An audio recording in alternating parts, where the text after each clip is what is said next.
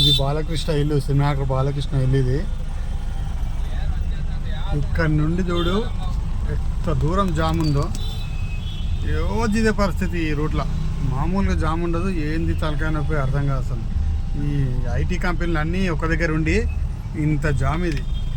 నడక్క వెత్త మన తాబేలు నడుస్తుంటే బండ్లన్నీ మెల్లగా మెల్లగా మెల్లగా.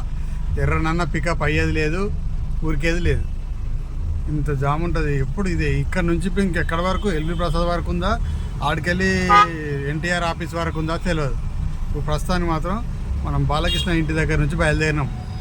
ఆయన ఇల్లు మరినప్పటి నుంచి స్టార్ట్ అయిందంటే అప్పటి నుంచి ఇప్పటి వరకు ఒకటే ట్రాఫిక్ జామ్.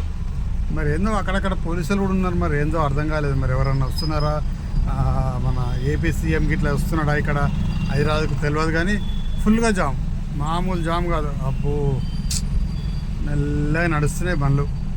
ఆడ మొదల యూటర్న్ ఉంటుంది ముందు, ఆ యూటర్న్తో ఇబ్బంది. కానీ అట్లనే కాదు, అక్కడ సైడ్ కూడా అట్లే ఉన్నాయి. లేదు ఆ రూట్లో కూడా జామే ఉంది ఈరోజు. మరి సోమవారం కదా ఇంతగానో జామ్ అంటే మామూలుగా కాదు.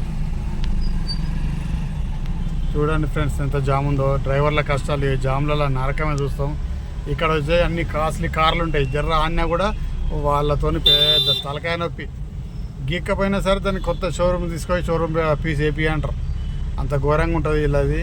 వీళ్ళకి చక్కగా డ్రైవింగ్ రాకున్నా కూడా మంచి డ్రైవింగ్ వచ్చిన డ్రైవర్లను కూడా ఇది ఇబ్బంది పెడతారు. వీళ్ళు ఎటు పోతారో వాళ్ళకే తెలియదు. లాస్ట్ ఇండికేటర్ వేసి ఉరికే వరకు మనకు తెలియదు వాళ్ళు ఎటు పోతారా అటు పోతారా అనేది.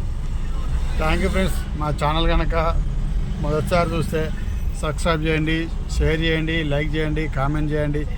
ఈ ట్రాఫిక్ చూసి మీరు ఏమన్నా కామెంట్ చేసి చెప్పండి ఫ్రెండ్స్.